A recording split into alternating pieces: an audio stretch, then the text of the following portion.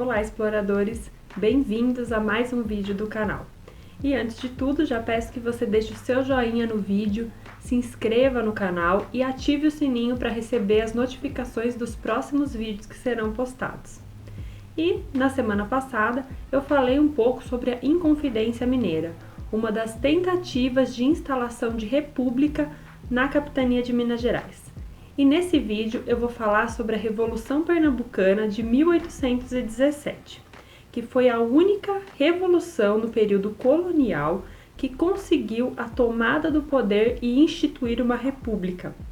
Lembrando que a estátua dos revolucionários pernambucanos está no Monumento à Independência em São Paulo e vamos ver o porquê este episódio ganhou destaque no monumento.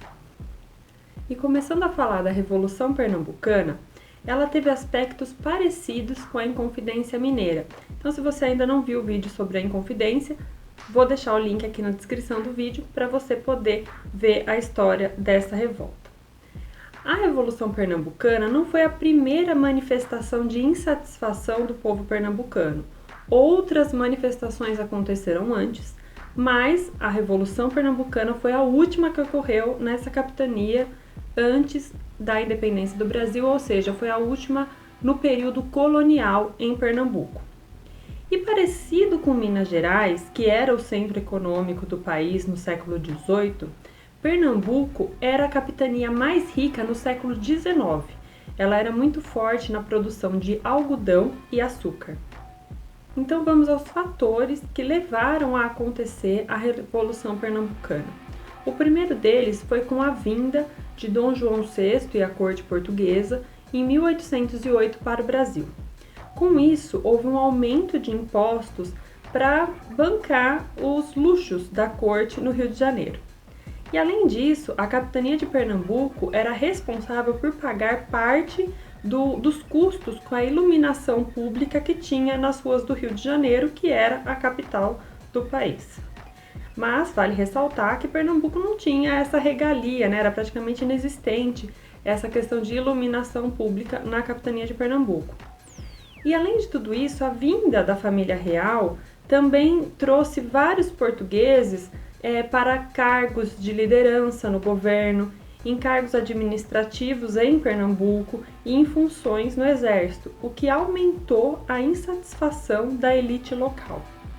O aumento de impostos, além de financiar os luxos na capitania de Pernambuco, também eram para financiar as campanhas militares na província da Cisplatina, que é a atual Uruguai.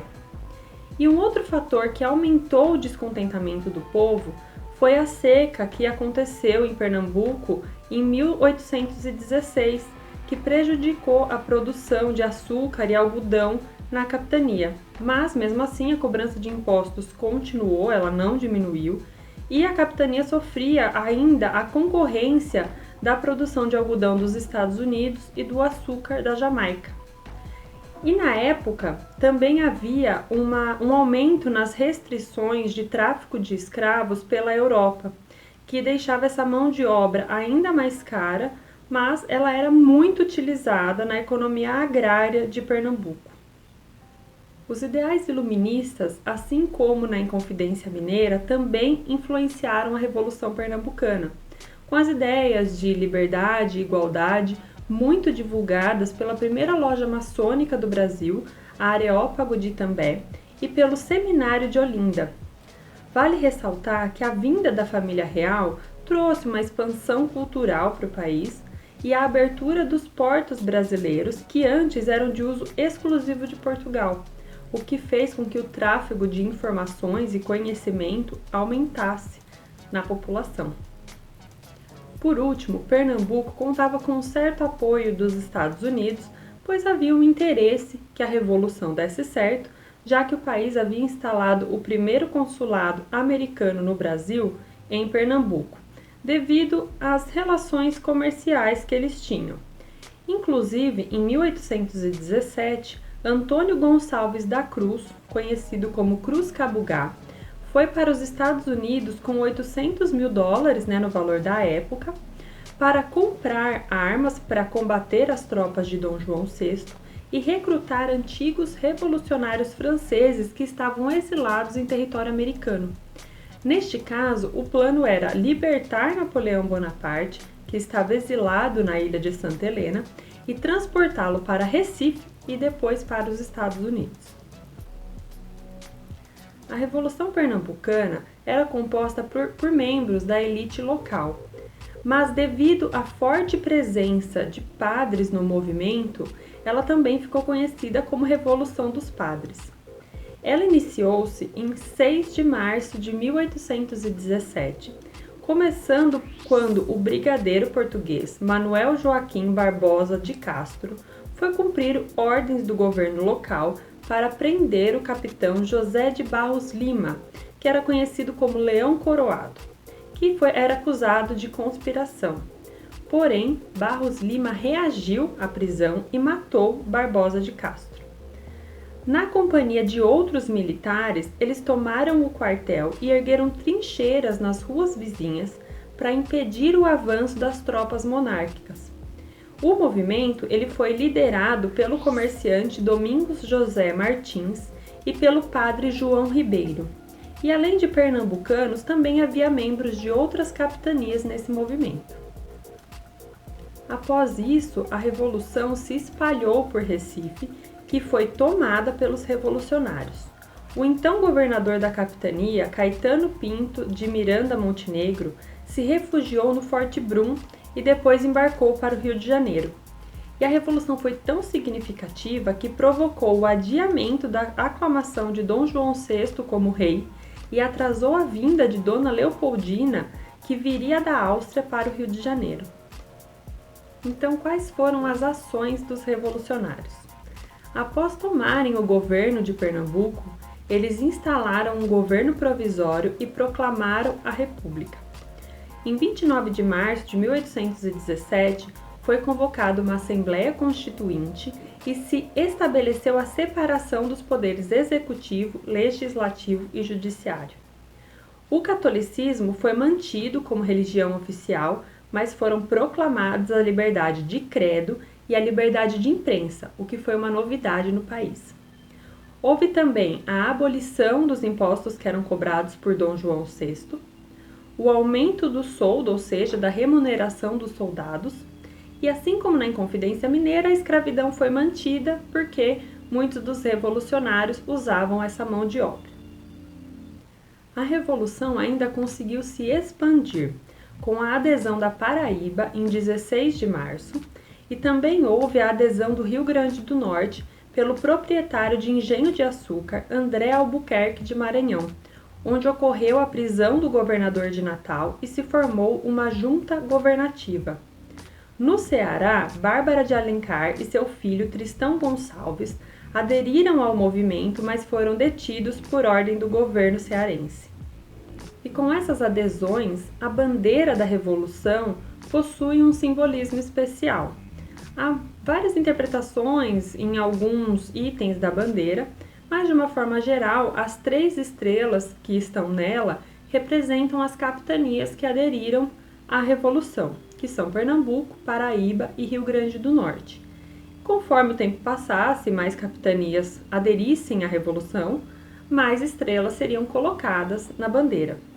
E, assim como na Inconfidência Mineira, esse momento foi tão importante que a bandeira foi aderida pelo estado de Pernambuco, A única mudança é que hoje a bandeira do estado de Pernambuco tem apenas uma estrela, que representa apenas o estado mesmo. Em relação à repressão, ela foi intensa e sangrenta. Tropas portuguesas, chefiadas pelo general Luiz do Rego Barreto, entraram pelo sertão de Pernambuco através da Bahia e a força naval vinda do Rio de Janeiro fechou os portos de Recife, impedindo o contato da capitania com qualquer outro local. Então, batalhas foram travadas e os revolucionários tiveram que recuar para Recife, que após ser invadida, eles acabaram sendo presos. Os revolucionários foram condenados severamente, alguns inclusive à morte. Com isso, a Revolução acabou em 20 de março de 1817, ou seja, um pouco mais de 2 meses depois de ter iniciado. Como resultado também, o território de Alagoas, que fazia parte de Pernambuco, mas que não aderiu à Revolução, se tornou uma capitania independente com a sanção de Dom João VI. E o dia 6 de março é considerado hoje a data magna, ou seja, a data máxima em Pernambuco, lembrando o dia em que a Revolução se iniciou, e é um feriado no estado. E esse foi mais um episódio sangrento na nossa luta pela independência, sendo que Pernambuco conseguiu instalar uma república antes mesmo de termos uma independência no Brasil. Foi por pouco tempo, mas isso abalou a confiança de Dom João VI em construir o Império Americano e em confiar nos governantes das capitanias. Tanto no histórico da Inconfidência Mineira quanto da Revolução Pernambucana, as revoluções começaram com a insatisfação da elite local, e ambos os momentos estão em destaque no Monumento à Independência. Curioso, né? Então fica aí a reflexão.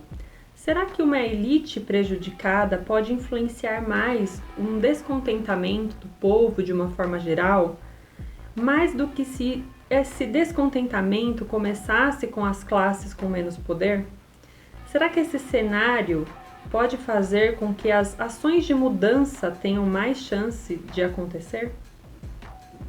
Então, como vimos, a Revolução Pernambucana foi extremamente importante para desenvolver o cenário de independência no Brasil, diminuir a confiança do rei e aumentar a insatisfação do povo em relação aos abusos da corte.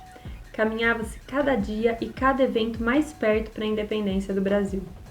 Então eu espero que vocês tenham gostado do vídeo. Não esqueça de deixar o seu joinha, se inscrever no canal e compartilhar em suas redes sociais. Até a próxima!